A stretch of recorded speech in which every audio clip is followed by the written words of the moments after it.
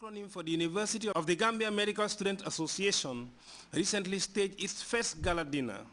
The harvest from the event is intended to bear the financial burden of the association's relentless activities designed to aid them accomplish their medical career and also to better the health of their fellow Gambians. The reason of organizing a gala really is that we've realized as or having funds in getting our activities in place. And we've realized in the Gambia we've got this syndrome of donor fatigue. Mr. A will go to the same company, Mr. B will go to the same company, up to Mr. Z. So we thought this was another initiative of getting students or getting the public by light to help us in our endeavors. And then here we are today.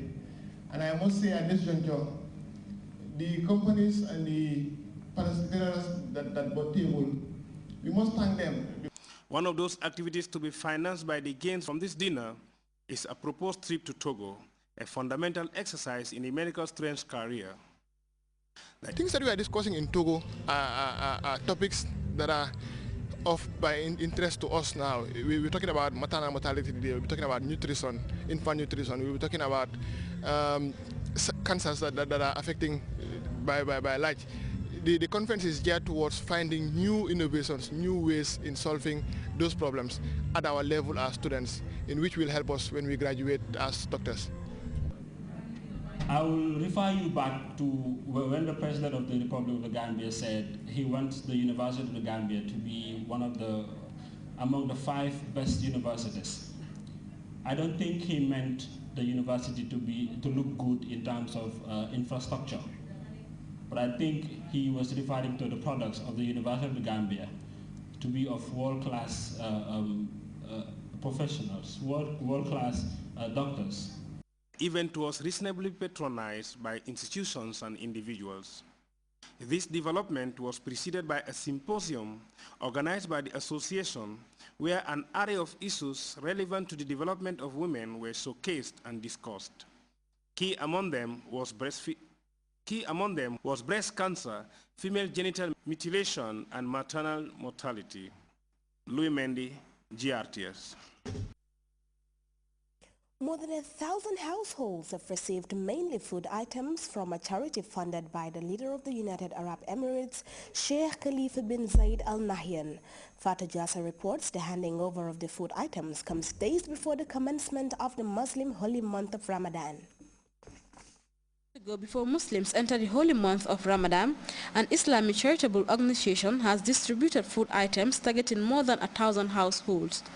The Gambia Islamic Union coordinated the distribution of a package of 5 kilograms of rice and sugar, 5 liters of oil and 10 tins of milk each to the households at the Institute's headquarters in Talinding, Kunjang.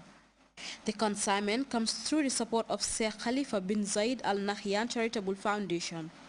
Imam Cherno Dabo of the Gambia Islamic Union expressed gratitude to the donor for the gesture. Various speakers, among them Imam Sharif Bajan and Abdullah Fati, Imam of the State House Mosque, commended the President of the United Arab Emirates. Imam Bajan describes the timely arrival of the gift as part of the country is reeling from the after effects of last season's crop failure. The charitable organization, according to Imam Fati, is one of the best agencies Sheikh Khalifa Zahid Al Nahyan formed to help needy Muslims the world over. Aliu M. Jah of the Ministry of Foreign Affairs thanked the charitable organization for coming to the aid of the Gambians at a very critical period when help is needed most due to the 2011 crop failure in the country. The government cannot do it alone. Then if we have somebody who comes from outside in order to help us establishing these food in the country, we are very thankful to them. On behalf of the Ministry of Foreign Affairs, we cannot bring the right words in order to thank Sheikh Zayed, the charitable foundation, for bringing Sheikh Khalifa bin Zayed, for bringing this kind of iftar time in this country. The distribution was witnessed by imams, government officials, and a cross-section of Muslims. For GRTS News, I am Fatou Jassi. The National Patriotic Students Association on Friday launched the third NAPSA Welfare Club at Gambia Senior Secondary School. GRTS's Aissatumane has details in this report. From the well of knowledge, you will die in a desert of ignorance. A word is enough for a while. Members of the student group NAPSA Friday joined their colleagues in the Gambia Senior Secondary School for the launch of a new NAPSA Student Welfare Club. Since its inception at the dawn of the new millennium, the student group has been at the forefront of promoting discipline among students. That are solving the problems of youth. It is that because the youth understand the problems of the youth and therefore they know how to solve it. And that makes me very much interested in this association NAPSA. The event attended by senior members of NAPSA also saw some deliberations by the student group, including Mohamed Salih Sow, Technical Advisory Board, who advised students to inculcate discipline in their lives. Whatever you want to achieve in life, you must be disciplined. Modlamin Kasama, chairman of the newly formed NAPSA Welfare Club, calls for students' voluntarism in national development, citing the numerous benefits one achieves being a member of the club. Declaring the Gambia Senior Secondary School NAPSA Welfare Club officially launched, Jarga Ige, chairman of NAPSA, commended the club for the action plan drawn to be implemented by the executive body, urging members of the new club to work hard to live up to expectations. This is a lofty challenge bestowed on you to fulfill the aspirations and dreams of the students that elected you into various positions. The new welfare club is expected to provide counseling and help students of the renowned school in meaningful actions paramount to the working principles of NAPSA. For GRTS News, I am Aissatumane. Well, you can also follow that story and other GRTS programs live on our website, which is at www.grts.gm. There you can also monitor GRTS Radio live. Well, that takes us to our very first break. The news continues in just a moment. What's your AfriCell number? 773. What's your mobile number? 735. What's your AfriCell number? 746. What's your number? My number is 215. 2? You mean 72? No, it's 2, and I am AfriCell 2. AfriCell 2? Hey, hey! Yes. 2 is AfriCell 2. Hey, hey! AfriCell introduces the new AfriCell series, the number 2. Welcoming the number 2 to the AfriCell family.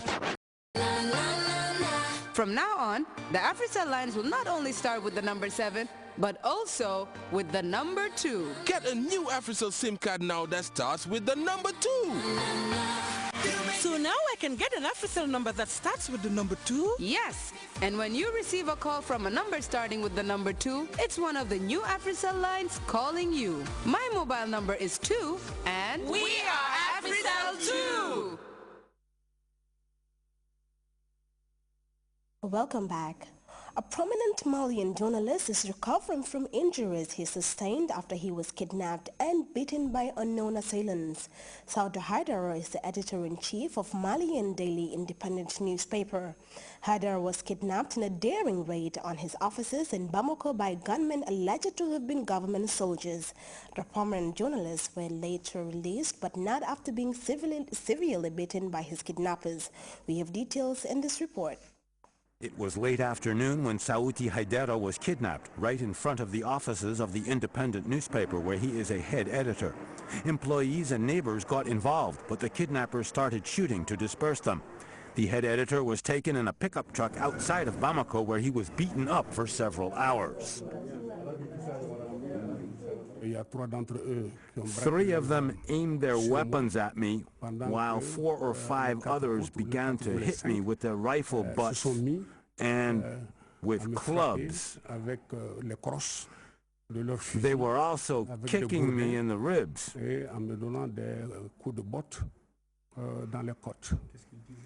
And the only thing they said to me was, "You journalists are a pain in the neck." A number of high-level visitors told Sauti Haidara that he had their support. They were the ministers of Mali. Here everyone is worried. This is not the first time that a journalist has been beaten up since the military coup on March 22nd. We believe that someone should not be attacked because of his opinions. The government is